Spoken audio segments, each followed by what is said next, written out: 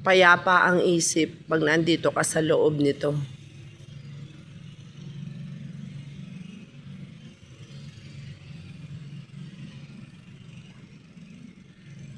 Tahanan ng Diyos.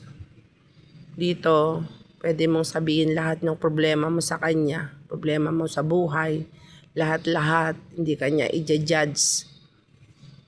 Pwede kang magsumbong sa Kanya, lahat ng pinagdadaanan mong problema, mas magandang sa Kanya mo sabihin kaysa sa tao. Kasi minsan ang mga tao hindi ka natutulungan, i-judge ka pa. Sa Kanya hindi Kanya i-judge, naiintindihan niya kung anong pinagdadaanan mo ngayon. Basta't wag lang tayong mawalan ng tiwala sa Kanya. Nandyan lang siya, nanonood sa atin, nakikinig. Balang araw, matatapos din lahat ng problema. Patuloy lang tayong magdasal at maniwala sa Kanya.